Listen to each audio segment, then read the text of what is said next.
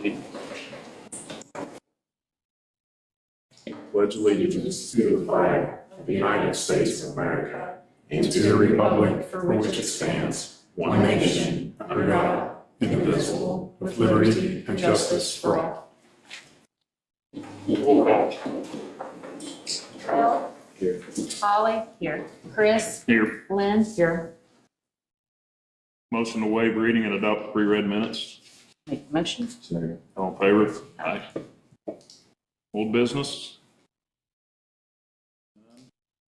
Sam with my IT place.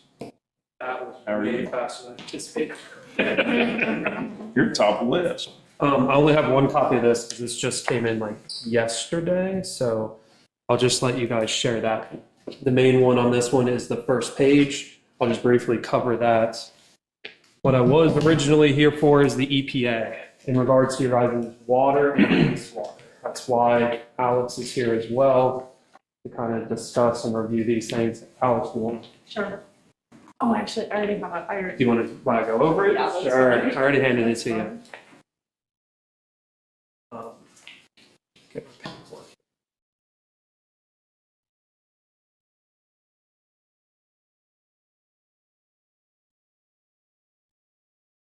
So I would like to start by thanking everybody for having me today. My name's Sam. I'm with my IT place. We are the managed service provider for Osgood.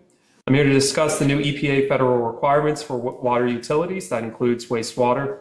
The first document I have is directly from the EPA, and all altercations with the federal requirements for water utilities. The second document is our processing of the first one, which is our responses to all of the bullet points. You can read the bullet points on the first one. The second one is our responses to all of those. The third document actually describes what our responses actually mean. It breaks it down into essentially 7 different categories. Sadly enough, Osgood does not have any of the 7 categories that multi-page document covers. That third document, I am going to cover that just because we're on record.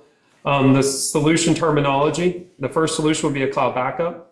This provides automated cloud-based data backup and recovery for services like Microsoft 365, Google Workspace, and QuickBooks Online, protecting against data loss from accidental deletions, ransomware or other failures. It creates secure incremental backups with unlimited storage and offers quick, easy restoration of files and or entire mailboxes.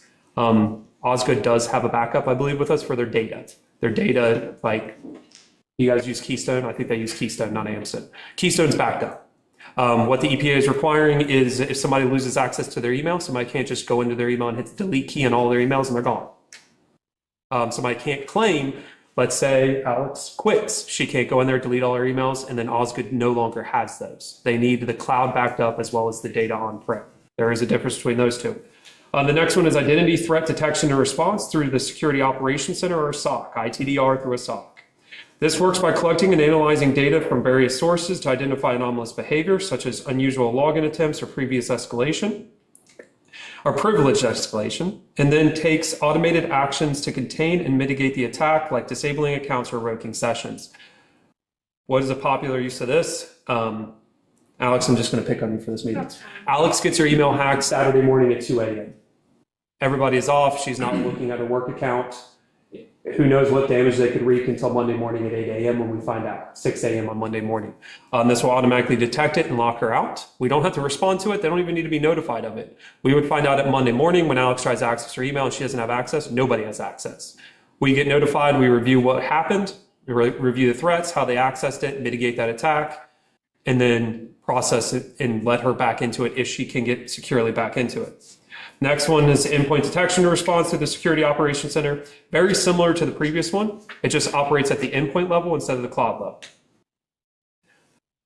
The fourth one is personally my favorite. It's application control. This one provides a security platform that secures endpoints and networks by enforcing a default deny model, meaning only authorized applications, scripts, and processes can run. Right now, Windows operates on a default allow. Something can ask you if it's allowed to run. No longer can anything ask you if it can run. It's automatically denied until we accept it. Alex can't make a mistake even if she wanted to with this implemented. We have to authorize it. All those authorizations are logged as well for accountability and if something was to happen. The next one is MFA. I'm sure most of you guys have heard of multi-factor authentication. The difference is the EPA is saying just having that on your email is not enough. You need a centralized platform for logging, who logs in where, how, on the desktop, on the network, on the cell phone, on an email, through all platforms. We use Cisco for that solution. Vulnerability management. Think of this as like you're back in grade school and you're getting a letter A through F. That letter A through F will tell you why you got that letter, how to mitigate it, and how to increase the security level of that letter. It's also reportable to the EPA based off of that report. The last one is the IRP, or the Incident Response Plan. This provides a structured approach to manage and recover from cybersecurity events by guiding an organization through detection, containment, eradication, and recovery. It outlines the necessary steps, roles, and procedures to minimize damage, restore normal operations, and prevent future incidents. This one's not a recurring license. This is just a document and a policy that will be given to all employees of Osgood. What do you do if something happens? This tells you what to do. No panic, no, I don't know. It outlines it for low, moderate, and severe incidents. Do you go to Channel 5 News? Sometimes you have to legally, not for everything. This outlines what to do and when.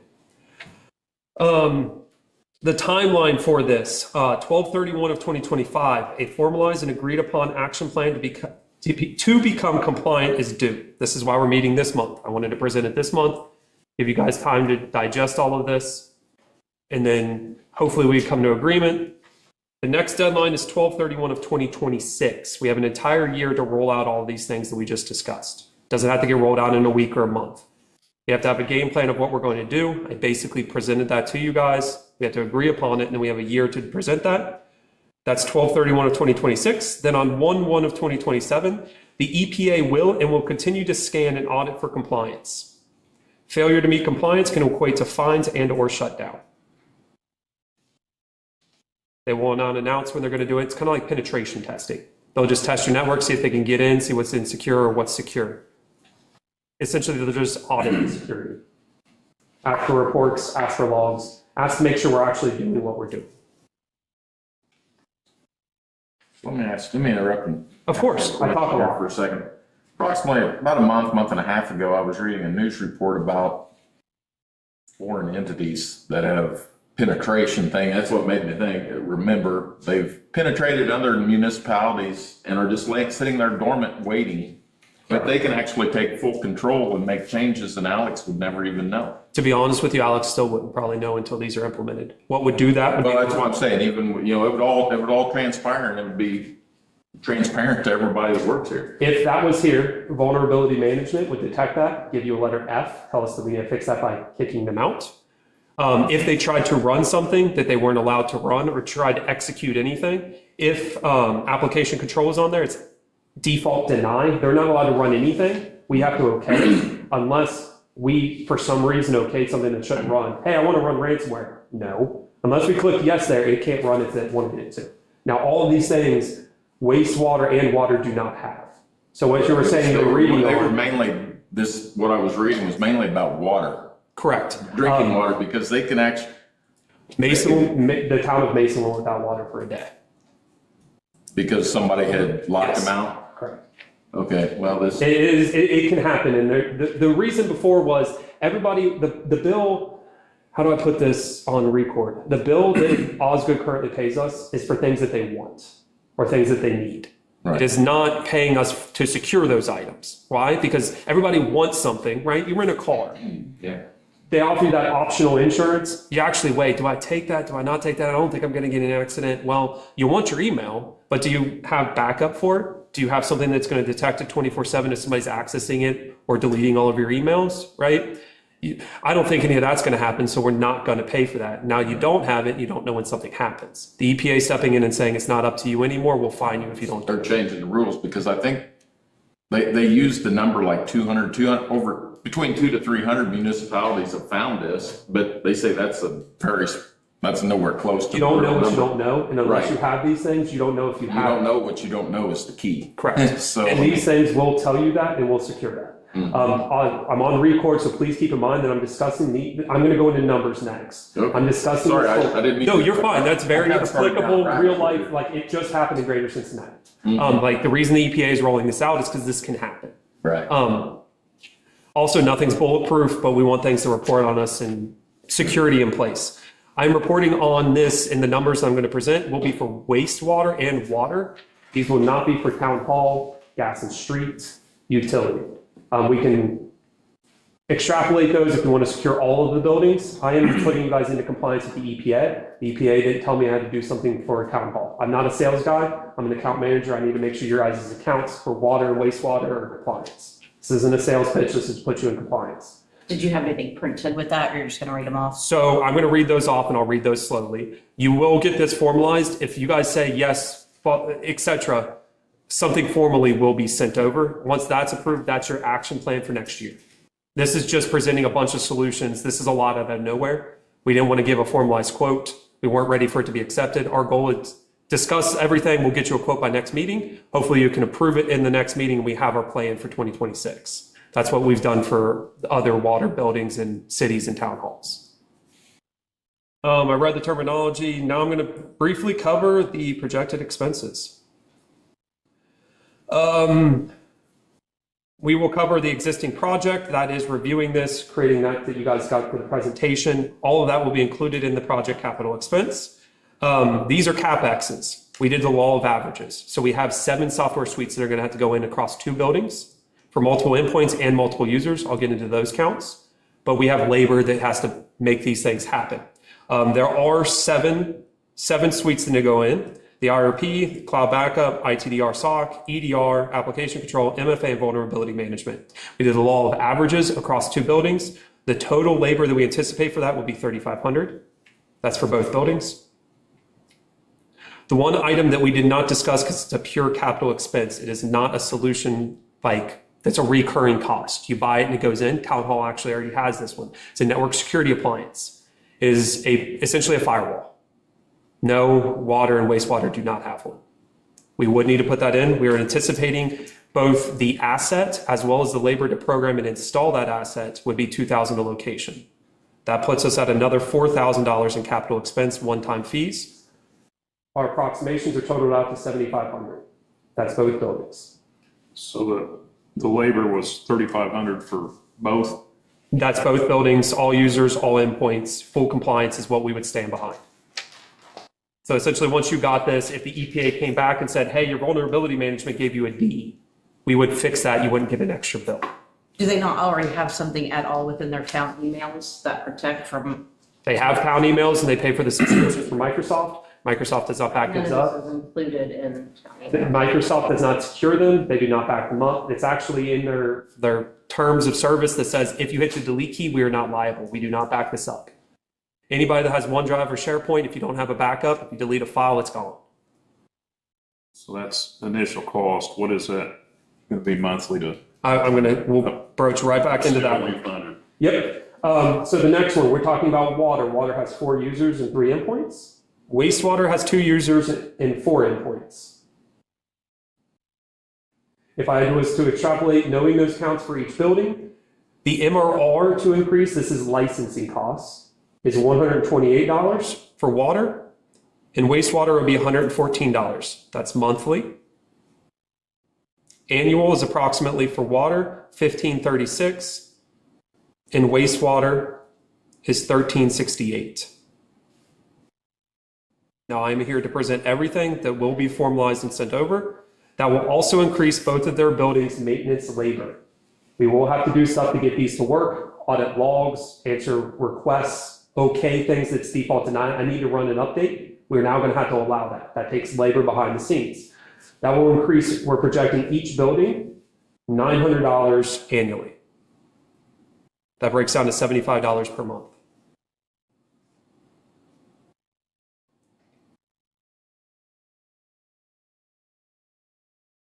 That puts total recurring annual changes between labor and licenses for all users, all endpoints, and both buildings that we will stand behind. We'll put it in EPA compliance at $4,704.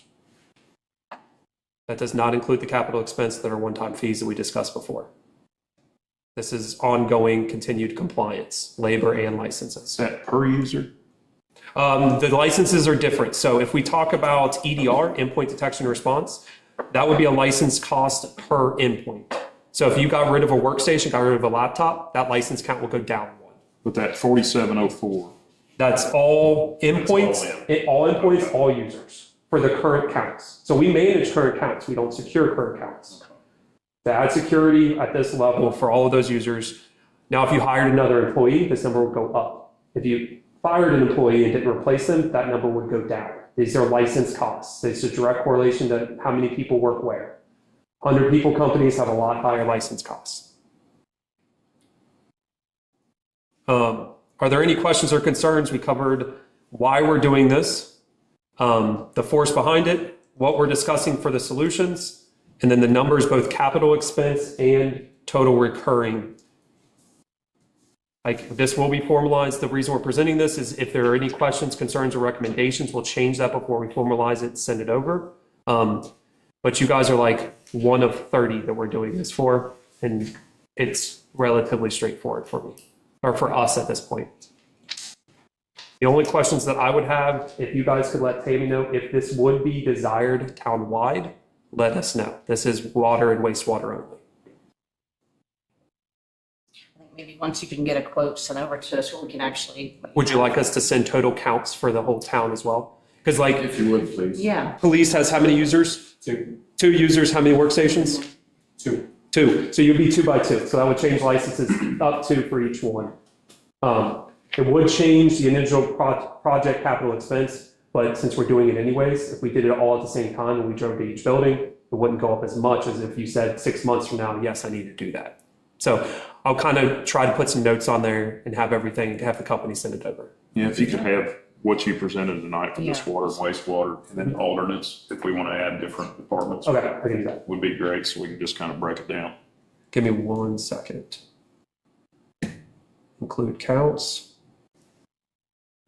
per user, per endpoint, per building. yeah, I'm right. We just send it over now. Yes. Yes. Formalize all that. This is the other caveat. Stephanie back? Yes, back. Stephanie back works here. She pays bills. She noticed an anomaly. She alerted us. We manage you guys. You apparently have somebody else that manages you guys. Comcast manages your guys' phones for the town. That is 5 buildings. I'm gonna have to pull up my notes. I did this literally in the parking lot. But I'm here anyways. This includes fire, gas, water, town hall, and sewer. And that is that first page. You guys are approximately, the last bill you guys paid that was sent to us was $1,812 per month for phones for 5 buildings. If we were to manage and supply that, our monthly cost for all 5 buildings would be approximately $250. That's $3,000 a year versus $22,000 a year. Your annual savings would be about $18,000, $19,000.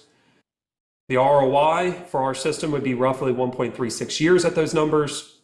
I would do law of averages. You need the phone system, 5 buildings. The difference is they manage it out in the cloud, right? And they charge you a lot to use their proprietary information. We would give you a PBX in the building, powers your guys' phones, your phone's linked to that, and then we manage them in the cloud, but you own them in the building. In this model, technically you don't own anything except for just a phone that sits on a desk. And that's what they're charging you for, is their cloud infrastructure. Ours would be cloud infrastructure, but Osgood owns it in the building. If I had to approximate, I would assume that it would be between $2,500 and $5,000 per building. If you went to the high end for 5 buildings, you're looking at $25,000. But if you switch to us from them, your annual savings is $18,375. Puts it at 1.4 years of savings. And you've been using, I have no idea how long you've been using that system. Can you just make that one of your proposed, or one of your? Yes, my question is, do you guys have an interest? Is there a reason we're using this? This was just put in front of me via email. I process it and it just doesn't make sense. There could be a reason you're using it. I think once we see it and send over, we can It's- discuss and go back. Right. There I you think go. we were with Frontier before, then all of their phone systems were, we couldn't use them anymore. They wouldn't replace any of the items. And this is all they had. And This is so like then this- it went to Comcast. Okay. So would we have to buy all new equipment?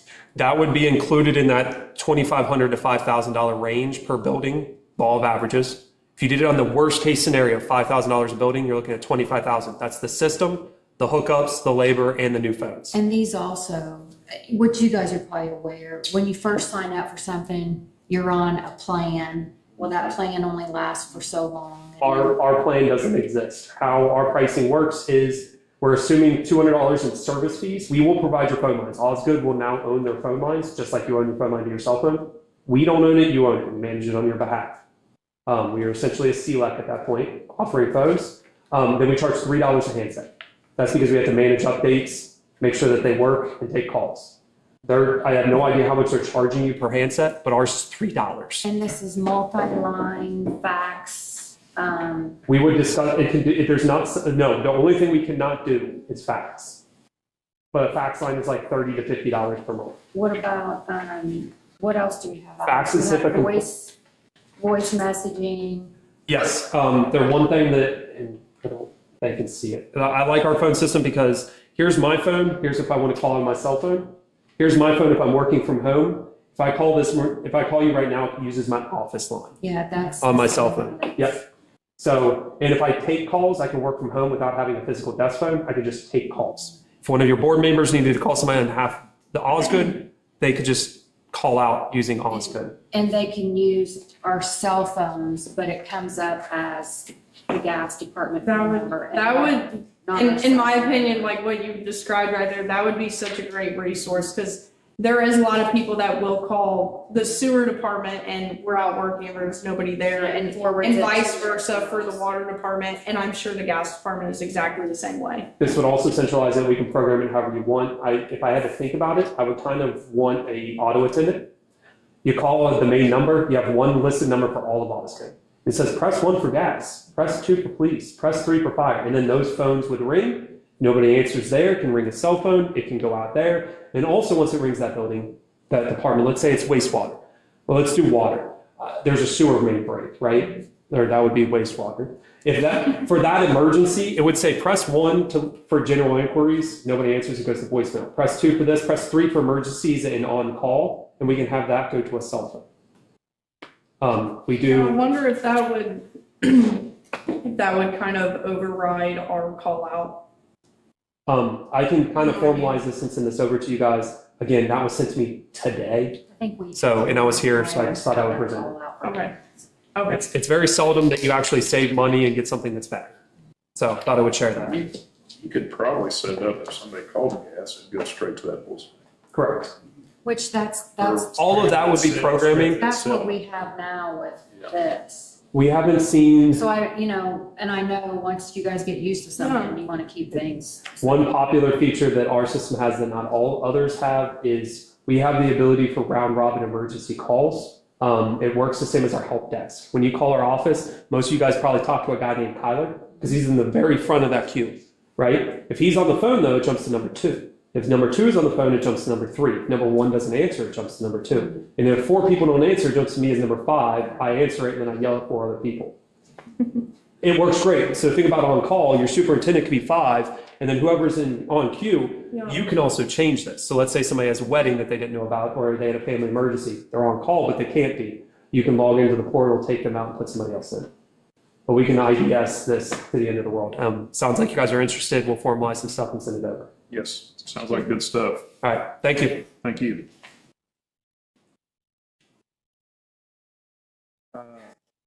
Community crossings, Matt. Yes, sir. I'll be right there. Does everybody have the memo? Yes. Okay. Community crossings, we're projecting and hearing rumblings sometime after Thanksgiving, somewhere September 1st-ish, maybe an announcement. For 2026? Yeah, before the end, it'll be before the end of the year. Okay. So, but again, that's not in stone. It's kind of rumor. You guys, you're almost the poster child for this program. It's good money to get and keep going after it because this is, they went down to one round now a year. So, any other on the memo, anything jump out at you that I can try and answer? I think Pretty well explained. Rachel got a hold of either Glenn or Tim on the right of entry stuff. It all was, it wasn't for somebody else, but yeah, Okay, yeah, I was fine with that. okay, thank you. Spencer, maybe? Spencer, he works for Rachel, yeah, perfect. So I think we're coming along on the lead service line stuff. So, Baker Tilly wants to have a call soon to start to finalize the numbers. So we're going to be participating. Do we have a call? Is that tomorrow? I think it is. Yep. What? 3 o'clock. See you. Yep. So. The water's moving forward. The other reason I'm here tonight, we had a meeting back on the 28th of September with you guys. Bill wasn't able to be at that one. Go ahead and talk about improvements to the wastewater system and the plant. So I can rehash some of that in here in the task order, or Alex can help explain it as well, or whatever you guys would like to do. It's basically, the easiest way to look at this is we're going to mirror the same program we did for the water, where we'll apply April 1st on your behalf, and they will make us an offer come July for wastewater improvements. Will we get, 90-10? I don't know. We can hope. I'll be surprised if we do, pleasantly surprised, but I guess anything we can get would be a win. So then we'll come back to you guys and same scenario. We can kind of discuss it and see if it's something you want to do to move forward with wastewater. So I just know if we didn't apply, we weren't going to be in the running for it. So in order to get this going, we would like to get approval tonight for the asset management plan and the preliminary engineering report. Because those really need to be, done before April 1st, to be honest with you, especially the preliminary engineering report. Al and his team are going to knock that out. But we're running into holidays and all that good stuff too. So in each of those, the asset management plan's $40,000, the PER is $40,000, paid for up front, but reimbursable at closing. Very similar to what we did for water. So it sounds like we're going to have to do something. Yeah, we really can't put it off any longer. And the longer we wait, the worse it gets, so. We kick this can fountain as far down Yeah. as we can. And I did send this over to Lynn today too, and it's our standard task order. I looked and I think I emailed everybody that I was fine with it. I'll be glad to answer any other questions on wastewater, so. I think we're good, man. Thank you, man. Okay. If you could, I'll take a signed one back with me if you need. I brought an extra one if you need it. It's on the list. Okay. So Fair enough. Give me your extra one. You want both of them? I got one.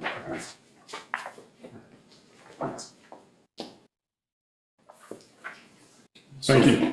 Thank you, Matt. So for the 2025 Community Crossings Project, motion to approve pay application number 2. I'll second. All in favor? Aye. Motion to approve Commonwealth's claim of $38,000 for construction engineering and RPR. Motion. All in favor? Aye. For the 2026 Community Crossings Project, motion to approve Commonwealth's claim for preliminary design, survey, and data collection in the amount of $31,000. I'll make a motion. All in favor? Aye. For the water improvements and lead service line project, motion to approve Commonwealth's claim of $8,000 for design on water utility improvement project. Motion. All in favor? Aye. Motion to approve Commonwealth's claim of $9,000 for design and service line evaluation on the lead service line replacement. Sorry about that. I'll make a motion. All in favor? Aye. Wastewater utility preliminary engineering report and asset management plan. Motion to approve the task order to proceed with both of these. I'll second. All in favor? Aye. Resolution 2025-7 authorized the writing of uncollectible debt amounts. These are either individuals who I've put on the Trex system and I can no longer get any more money out of them, or they're deceased, so there's no way I'm going to get any money out of them. So It's for $911.48 to write off as bad debt. Motion to approve resolution 2025-7. I'll second. Favor? Lynn with an ordinance. So this is just introducing it tonight. We're not going to vote on it. Ordinance 2025-8. This is a proposed changes to the zoning ordinances for the town of Osgood. But this is also in conjunction with, there was a roundtable with Brazils and Milan also. So all three towns are being proposed the same ordinance. And the whole thought is that what happens is you pass these, you send it to the planning commission to hold the hearings on it. They send it back to you with either thumbs up, thumbs down. And then you can either pass it finally, same with the other communities. You do not all have to pass the same one. So as we go through the process, if something works for you guys, it doesn't work for the others, that's fine. But we thought we'd at least start here. So basically, the first ordinance was discontinuing any use that's a non-conforming use if it hasn't been utilized for 90 days or more. So for example, a building that's been grandfathered in, that use is no longer allowed. If it sits vacant for 90 days or it's not being used for that use for 90 days, they're no longer grandfathered. In Milan, I'm just going to mention this, in Milan, one of the audience participants had indicated that she had purchased a building downtown, put a store in it, and people just weren't coming downtown, so she converted it to apartments. When the people moved out from the apartments, they trashed it, $10,000 worth of damage. So she asked that there was discussion that that 90 days be changed to 30 days, that it be left at 90 days, or else there'd be an exception put in there that if it was a non-conforming use that wasn't being used through no fault of the owners, that you could toll that time.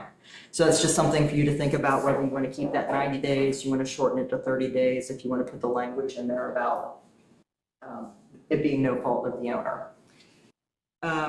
The next one is one that all three towns had issues with, and it is in your downtown commercial districts with the first floor storefronts being used for apartments. So obviously this, detracts from your downtown area because you're not getting shoppers down here. It also takes up parking. We've had that issue before. So basically this would basically ban any first floor portions of any mixed use building in any zone that's not an R1, R2, or R3. So all of your business districts, it would no longer allow those first floor apartments. The next one is an ordinance pertaining to enforcement actions by the town of zoning ordinances. Another issue has been when the county has not been following its own ordinances and then leaves it to the town to enforce. This gives you the ability to attempt to collect attorney fees from the county to reimburse you. And then there's one on here to be added if we can find it. So these are based, all except for the one about the attorney fees. All of these are based on Aurora. Aurora had proposed doing an ordinance where they ban air conditioning units, the window units on the first floor facades. And it was basically because they were dripping onto the sidewalks and running the sidewalks, and there might be some obstruction issues or whatever. So we're kind of waiting to see what they do with that. So if we don't have that one in time, that might be something that we do at a later date. But otherwise, if I have it by next month, I'll add that back in. So just look at that, see what works for Osgood. I'm going to hopefully get some feedback from my different towns on ideas of what works, what doesn't work, and then we'll get you a final ordinance to be voted on for next month. Thank you, Lynn. Steve would like to hire Braden Hooten full-time in December, after he graduates. Lynn, do you have any comment on this? It's not an issue, so Okay. he's treated as an adult. I'm good with it. Agree. No, we need a motion for that. I'll make a motion. So, I guess, do you guys need to approve Steve's hires, or does Steve just need to approve them? Well, he's part-time right now, so I think they need to. Okay. Yeah. Motion to approve this hire. Make the motion. All in favor?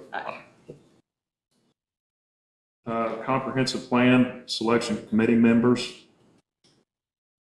Suggestions here. Should I publicly read these, or has anybody been talked to about this? Not everybody. I didn't know if you guys had any other ideas or if you want me to proceed with these or. I think most of the meetings are gonna be held during the day, so I figured that probably excludes. That's probably a pretty good list you have there now. Agree. Do you agree? So I'll reach out. I have reached out to one of them. He wanted to, address his board before he answered. He wanted to make sure there was no conflict. He'll let me know. I'll reach out to the other one. I have one thing before we get to public. I've been tossing around this 421 thing. It's awful. I don't know if you guys could help trying to figure out when the last time 421's been resurfaced through town. Can you get that data from NDOT? We can try, certainly. But I would like to draft a letter on the board's behalf to our state representatives. And Steve's supposed to be getting some photographs of where the substructure is failing in the highway. There's alligatoring in the asphalt on a U.S. highway. And quantify the amount of money has been spent on the town's behalf on community crossings and on NDOT's behalf. And that our main thoroughfare is in this condition. When I've seen and driven over highways that have been resurfaced multiple times since this was done. So I don't know if the rest of the board is in favor of drafting a letter, but Agree. maybe we'll get something done to our representative and our state senator. And I don't know if we want to copy NDOT on that. Would that be a good idea? Or? I would maybe talk to your state sen or your senator and your representative to see what they think the best way to approach it is. Okay. I'll reach out to them if that's all right with everybody. Alex, you got anything? Just glad to be here. No. Alex, you got anything? Yeah, they're out.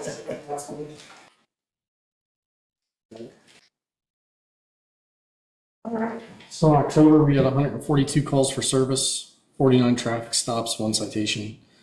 I had 16 ordinance calls, 10 warnings or violations issued. 16 agency or citizen assists, responded to 19 accidents or EMS assists. Had 42 criminal calls for service. 3 arrests were made, 2 pending cases. That was pretty much it for October. I'm still emailing NDOT, trying to get a permit for the radar speed signs. I don't know what the holdup is. I've been shuttled to another person now, so hopefully we can get that resolved. Not ready yet. The school put signs up. Okay.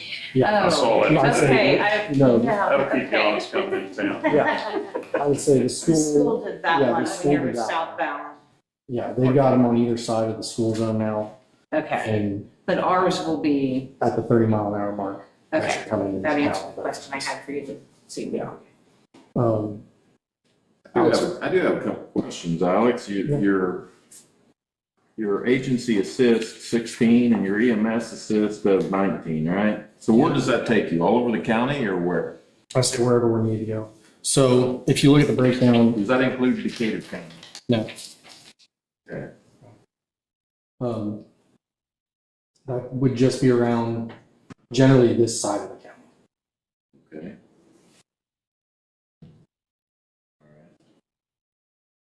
But for instance, the other night, there was a bad wreck on 129 south of Delaware. You know, county units were coming from far away, so we went to. There was a vehicle overturned in the field, so just kind of who can get there and help.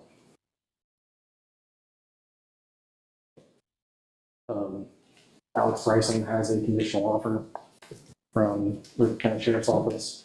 He's considering it. That's all I know right now. So when that changes, I'll let you guys know. When is the new vehicle getting wrapped? I was looking at doing that next year in January. I'd like to do that sooner or later. All right. I'll get some quotes pulled and- We spent a lot of money on it, because we'll have our name on it.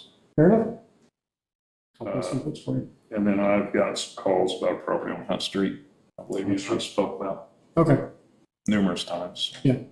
If that could be, I say it's been addressed, but I'll go back out there and take new pictures and yeah, this has changed yeah. from what I'm being told. So, Okay. I'll go out there. you need anything from us? Think we're good. Appreciate it. Yep.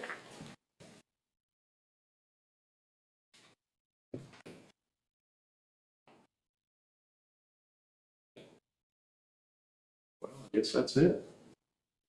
Move to adjourn. Second. Favor? Aye.